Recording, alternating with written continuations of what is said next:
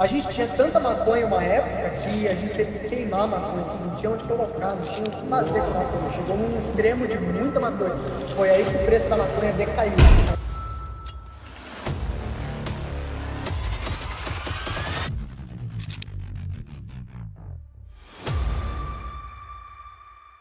Como você enfrentava os seus medos de saber que você poderia cair e frequentar uma cadeia, tá ligado? Geralmente, quando a gente tá dirigindo, a gente tá sempre... A gente usa o Waze, né? Que geralmente o aplicativo Waze sempre fala que tem polícia parada, essas coisas. Quando eu vi um carro de polícia, geralmente quando eu via de longe, eu já abria a janela, já colocava o bração pra fora, mostrar que você não tá devendo, né? tá de boa. Nunca uso boné, nada, porque eu acho que isso, geralmente você tá usando boné, essas coisas, os caras acham que você já é mais... Isso é coisa da cabeça, na verdade, mas sempre quando a gente vê uma polícia, às vezes quando eu dirigia, às vezes meu primo ia atrás de mim, a gente ia em 2 carros. E o carro da frente ia com as coisas, o de trás ia sem nada. Ele ia mais só seguindo pra ver como que isso não acontece nada. Teve um dia que eu passei no lado de uma polícia, o cara tava estacionado, passou eu, meu primo, e ele já veio atrás do meu primo. E daí, era 2 rotas geralmente, né? Então eu tava na pista da direita, ele tava atrás do meu primo, ele foi pra pista da esquerda, ele acelerou e entrou atrás de mim. Ficou atrás de mim por uns 30 minutos quase. Eu dirigindo certinho, tudo. E nesse tempo, meu primo me ligou e ele falou, ó, o cara tá atrás de você, provável que ele vai te parar. E ele já falou, ó, se te parar, o cara, certeza que o cara já vai saber que tá com maconha, ainda tem que saber conversar com o cara. E não se entrega nem nada. E ele falou que se o cara me parasse, geralmente quando o cara liga a luz, ele encosta no canto, tá atrás de você, meu primo falou, ó, quando o cara te parar, eu vou dar na traseira dele. E você mete o pé daí, porque o cara, se você bater no cara por isso, ele vai desfocar em mim, porque ele só me parou por causa que é como se fosse uma parada de trânsito.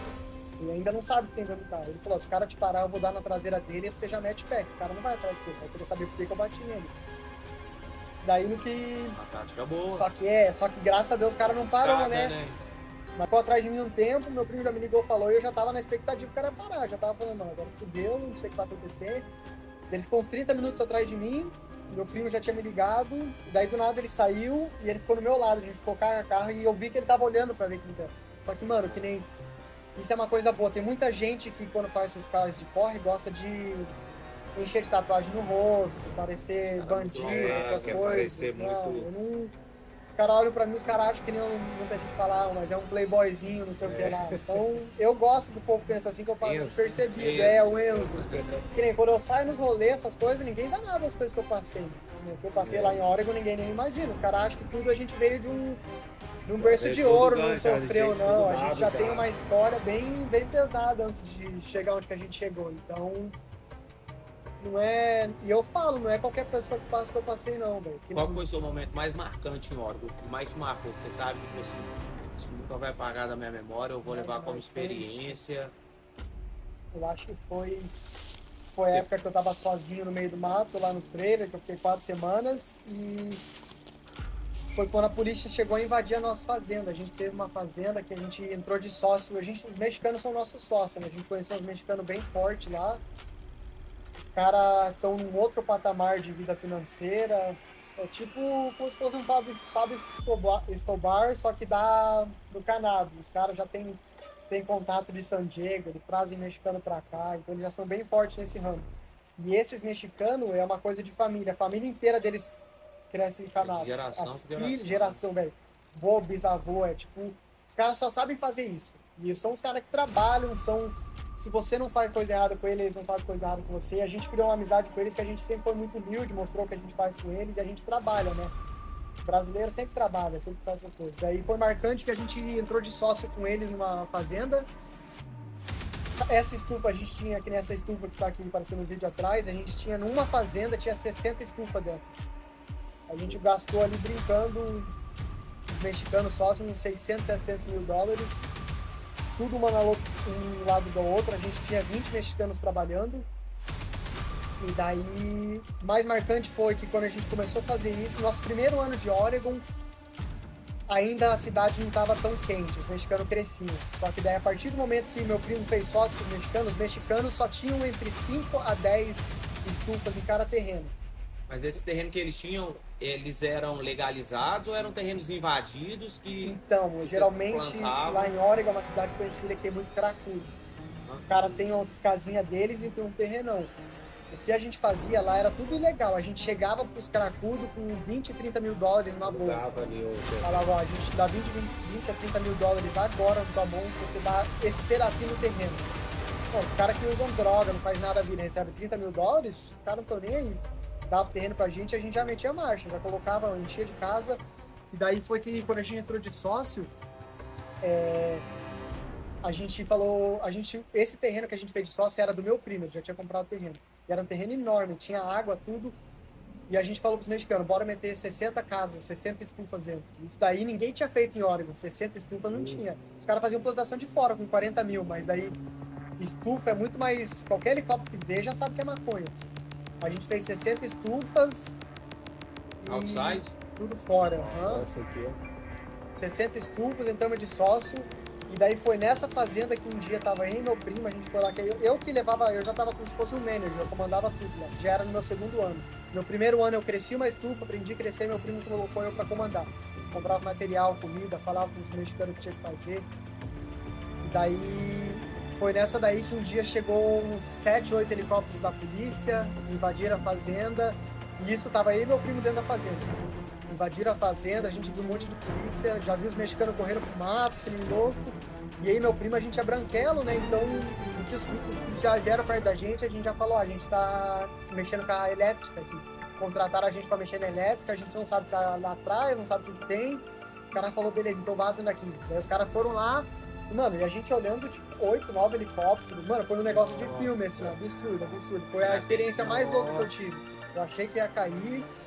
Só que como a gente não tem cara que faz coisa errada, nada, os caras só... A gente passou batido, porque a gente não tava nas estufas, a gente tava lá tem uma casinha que era do meu primo e as estufas lá atrás.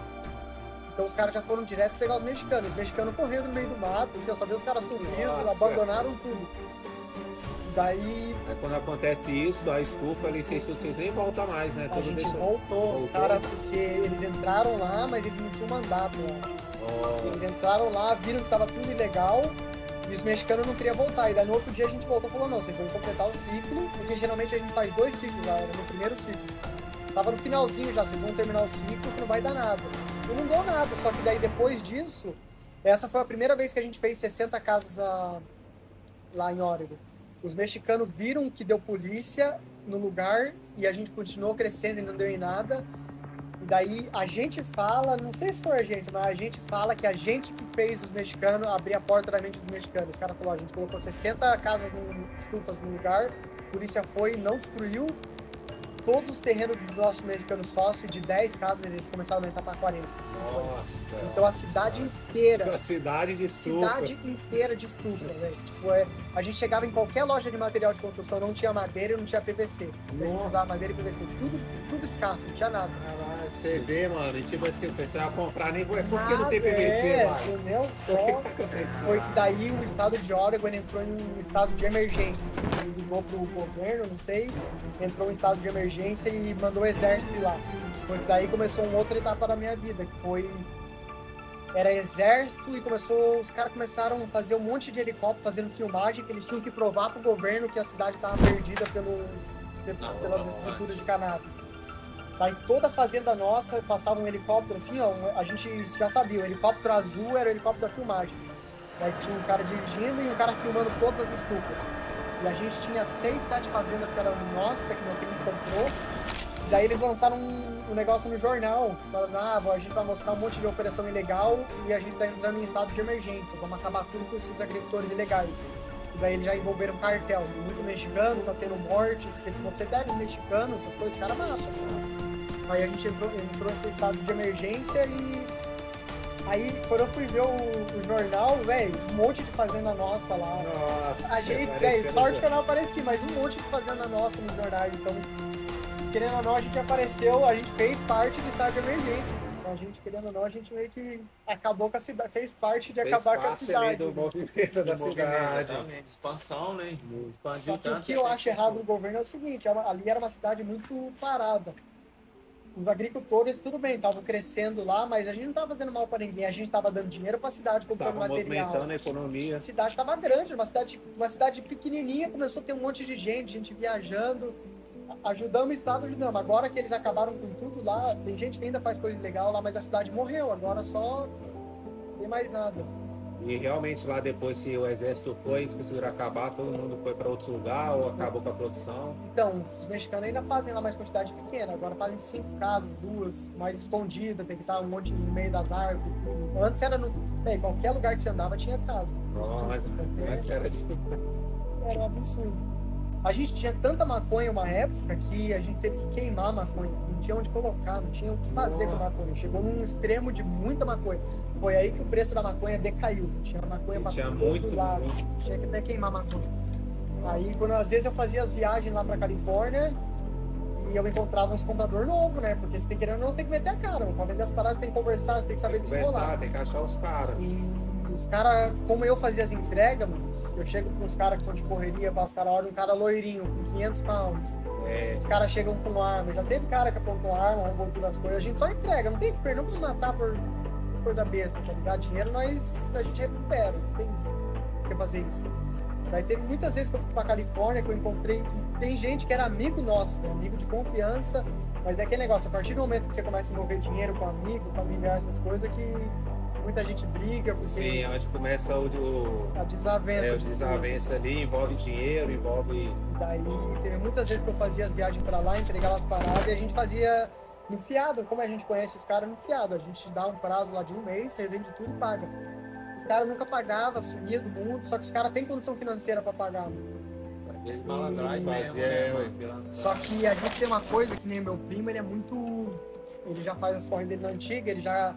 A época do meu primo era época de gangue nos Estados Unidos, era bem pesada as coisas.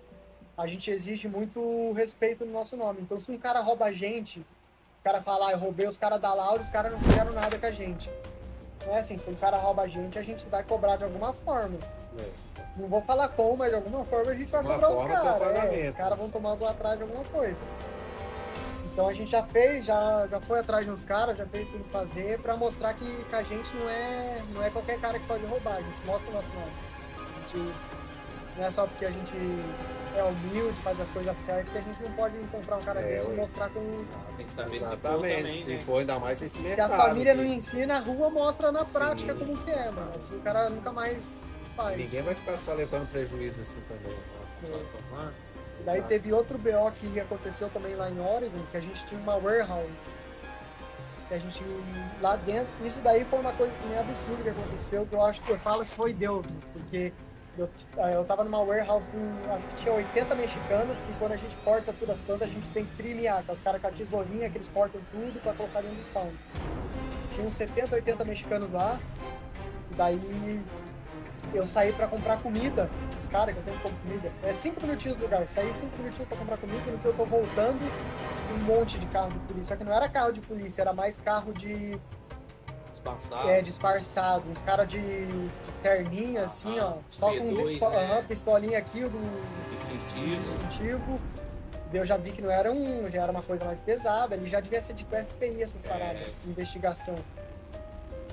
Daí começou essa investigação lá, no que eu estava voltando com a comida pros caras, os caras estavam batendo na porta. Eu liguei pros mexicanos lá e falei, ó, mano, você tem que não abre a porta, os caras não vai ter mandado, eu acho. Porque se os caras têm mandado, os caras já chutam a porta e já era. E a gente tava com 80 mexicanos lá, então se a gente tem 80 mexicanos, os caras entram, já eles já... Eu acredito São que 80 mexicanos ilegais? Ilegais, cara, não tinham nada, de dentro do México, os caras só falam espanhol. É que eu consigo falar, aprendi a falar espanhol com os caras lá, mano. Porque português e espanhol é parecido. E aí eu já liguei pros caras e falei, ó, não abre a porta, os caras estão batendo, não atende nem nada, só que eles sabiam que tinha gente lá, que tinha um monte de carro lá fora. Os caras tentaram entrar e nada. Daí no que eles vazaram, que eu acho que eles vazaram pra pegar o mandato. O mandato é só você ir lá falar com a juíza que tinha gente lá, eles já em 1 horinha já dão o mandato. E a gente tinha um monte de planta pendurada, a gente tinha acabado de cortar umas 20 mil plantas, mas não tava tudo pendurado. E eu tinha um monte de trailer e caminhonete lá. Daí eu falei pros caras, ó, vamos, já que os caras vazaram, vamos colocar tudo no trailer, na caminhonete e vamos vazar pra uma das nossas fazendas, a gente fica lá, porque nas fazendas é mais escondido. Foi dito e feito, a gente tinha câmera lá. No que a gente saiu, deu 20, 30 minutos, chegou a polícia lá, mas daí eles chegaram com papel, arrebentaram a porta e lá a gente tinha um laboratório que a gente fazia os refis. As canetinhas de THC. E isso daí é um outro assunto, que nem quando você faz refil, velho. Eu prefiro você pegar uns pounds de maconha do que o refil. O refil, pra você ter o refil, ele é considerado classe C, porque você tem que ter um laboratório para você fazer. Classe C é a classificação de cocaína, essas coisas. Então, se você pega com os refil de canetinha, já é que mesmo que estivesse com uns quilos de pó. Mesma coisa, né? Então, a gente tinha laboratório lá. Então, se a gente fosse pego lá, já ia ser muito pior. E os caras não encontraram nada lá. E eles ficaram tão putos que não encontraram nada. Eles viram tudo, mas não tinha nada. Os caras começaram a quebrar tudo que a gente tinha. Rasgaram, quebraram o ar-condicionado. Os laboratórios que a gente comprou da China, tudo caro. Quebraram todos os vidros do laboratório. Quebraram o lugar inteiro. Só pra gente voltar lá e ver que, tipo, vocês tiraram tudo, conseguiram, mas vocês vão ter prejuízo de alguma forma. Pelo menos equipamentos. É o que os caras fazem lá. E, geralmente esses policiais, quando eles encontram dinheiro, essas coisas, os caras tudo, nada vai pro governo, é tudo no bolso dos caras ali, mano. Os caras dividem ali 10, 20 mil pra cada um, vai pra casa feliz. Mas rola suborno também? E a gente nunca fez, mas Nunca tentaram, eu tipo, acredito que talvez pular um tenha, desse? mano. Mas geralmente aqui nos Estados Unidos é difícil, porque geralmente os caras têm tudo body cam.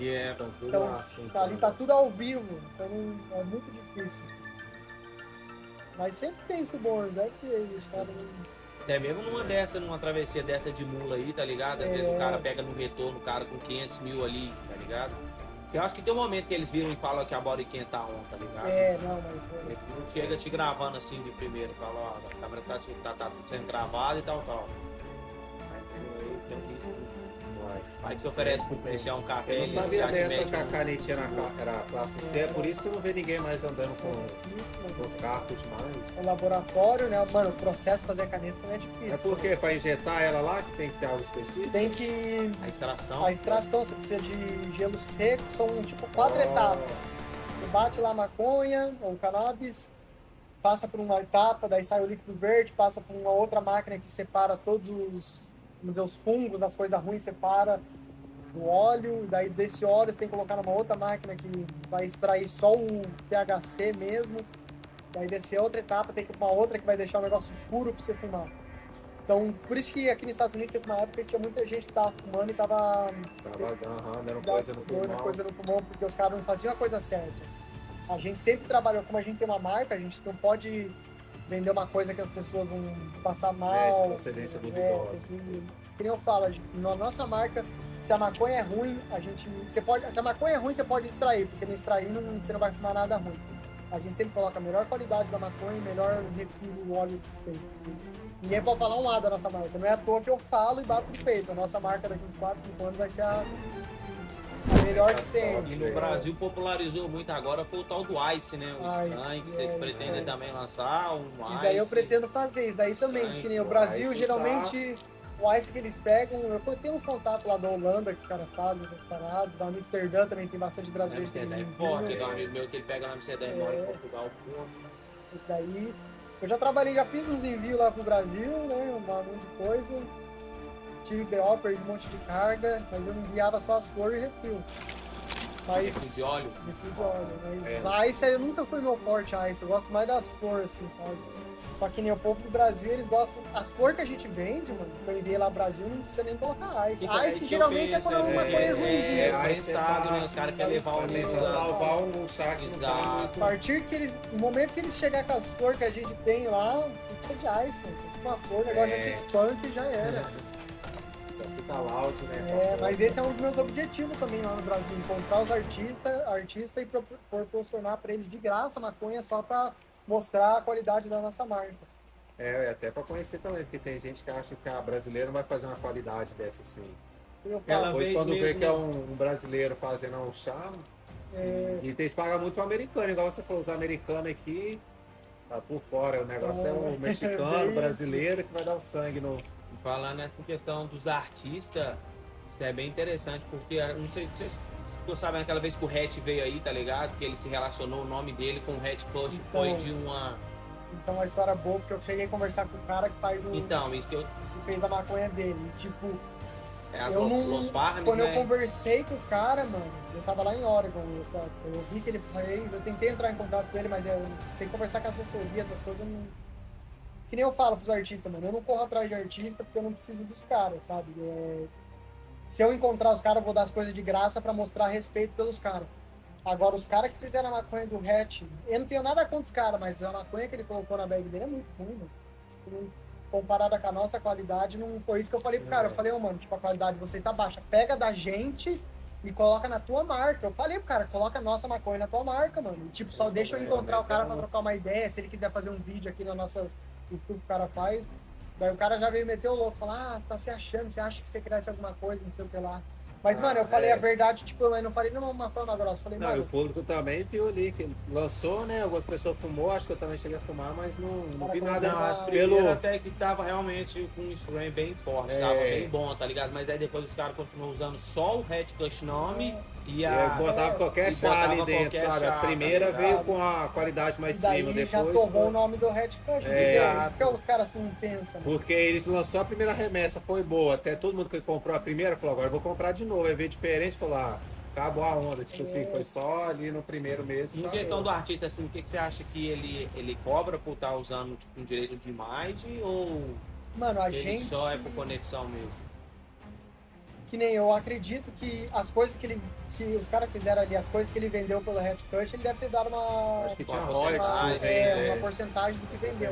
Por venda. A gente quer fazer isso com os artistas também, só que a gente vai fazer isso, mas a gente nem quer lucrar com isso, que a gente lucra com as nossas coisas. É mais pra mostrar o nome da nossa marca pra rapaziada do Brasil. Mostrar que a nossa qualidade é mostrar que os brasileiros têm uma das melhores qualidades dos Estados Unidos. Que não é muita gente que... Tipo, a qualidade que a gente tem, mano, dá pra contar no dedo os brasileiros que tem os contatos que a gente tem. Então, por isso que eu criei o canal, tô tentando ficar famoso para os povos ver que se você quer, você consegue fazer acontecer, sabe? Mano, essa oportunidade chega, você só tem que estar preparado para ela. Tudo aí que você passou aí, qualquer outra pessoa já tinha desistido, falar, isso não é para mim, eu não vou ficar me arriscando, já era. Você tem que quebrar a cara pra... Você aprender. Ainda mais no cannabis, você tem que errar pra você aprender com erro e na vida, qualquer lugar, qualquer coisa.